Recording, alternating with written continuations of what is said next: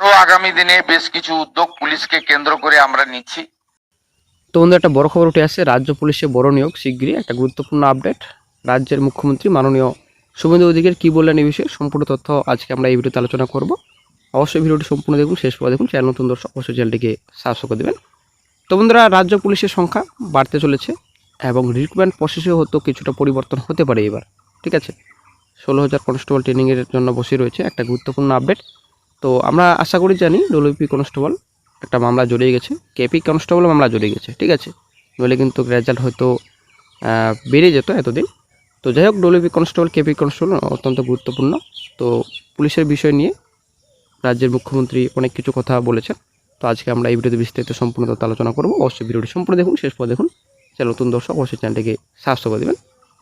রাজ্যের পুলিশ ব্যবস্থার খরচ বদলে ফেলতে এবার এবং বাহিনীকে আধুনিক প্রযুক্তিতে আরও দক্ষ করে তুলতে এক বড় পদক্ষেপ নিল নতুন রাজ্য সরকার।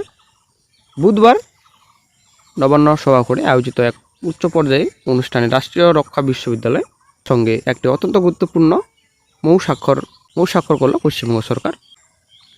মুখ্যমন্ত্রী মনে করিয়ে দেন যে উত্তরপ্রদেশ, অসম, হরিয়ানা সহ দেশের বেশিরভাগ রাজ্যেই ইতিমধ্যে রাষ্ট্রীয় রক্ষা বিশ্ববিদ্যালয়ের সঙ্গে এই মৌ স্বাক্ষর করে ফেলেছে।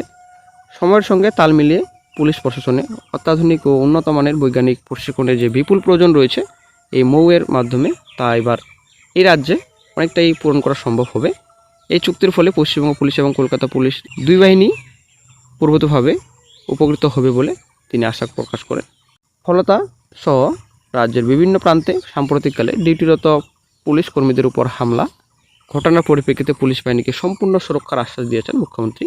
তিনি অত্যন্ত দৃঢ়তার সঙ্গে বলেন, ডিউটি করতে গিয়ে আমাদের পুলিশ কর্মীদের কেউ আর আহত হয়ে হাসপাতালে যাবে না। কোনো দুষ্কৃতীর হামলায় আমাদের পুলিশকে আর রক্তাক্ত হতে হবে না। পুলিশ কর্মীদের অন ডিউটি নিরাপত্তা ও সম্মান সুনিশ্চিত রাখাটাই আমাদের সরকারের প্রধান লক্ষ্য। পুলিশের পরিকাঠামো উন্নয়নের এদিন দুটি বড় ঘোষণা করেছেন মুখ্যমন্ত্রী। জানিয়েছেন রাজ্যে পুলিশের সমস্ত শূন্যপদ দ্রুত পূরণ করা হবে। বর্তমানে প্রায় 16,000 কনস্টেবল রাজ্য জুড়ে ট্রেনিং বা প্রশিক্ষণ সম্পন্ন করে বসে আছেন।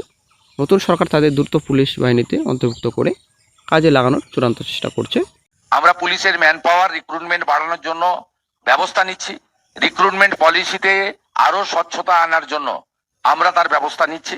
এছাড়াও রাজ্যের আইন শৃঙ্খলা ও আপৎকালীন পরিস্থিতি আরও দ্রুত সামাল দিতে এবার প্রতিটি থানায় 112 system emergency response support system চালু করা হবে। রাজ্যপাল স্বয়ং এই বিষয়টি মুখ্যমন্ত্রীর নজরে এনেছিলেন বলে জানান তিনি। তো রাজ্যের মুখ্যমন্ত্রী পরিষ্কার বললেন, রিক্রুটমেন্ট প্রসেসে কিছুটা পরিবর্তন হতে পারে এবং 16,000 কনস্টেবল যে ট্রেনিং করে বসে রয়েছে দ্রুত জয়নিং প্রসেস কমপ্লিট করা হবে। এই বিষয়ে কিন্তু গুরুত্বপূর্ণ আপডেট দিয়েছেন এবং পুলিশের সংখ্যা বাড়তে চলেছে, নিয়োগ প্রসেস দ্রুত সম্পন্ন করা হবে। তো ভালো খবর, চাকরি প্রার্থীর জন্য পুলিশ নিয়োগে কিন্তু অনেকটা স্বচ্ছতা আসছে। ঠিক আছে, এবং সম্পূর্ণ রিক্রুটমেন্ট বোর্ডে যে রয়েছে পঞ্চায়েত, ডব্লিউবিএমএসসি এবং আপনাদের এদিকে ডিস্ট্রিক্ট কোর্টের নোটিফিকেশনগুলো রয়েছে, সব দপ্তরে স্বচ্ছতা ফিরে আসছে। এটা কিন্তু পরিষ্কার বললেন। আগের দিনে সরকার কি করেছে অতীত ভুলে যেতে বলেছেন রাজ্যের মুখ্যমন্ত্রী মাননীয় শুভেন্দু অধিকারী। আমাদের যে ট্রেনিং নিয়ে বসে আছে 16,000 কনস্টেবল, তাদেরকেও আমরা কাজে লাগানোর জন্য উদ্যোগ গ্রহণ করছি।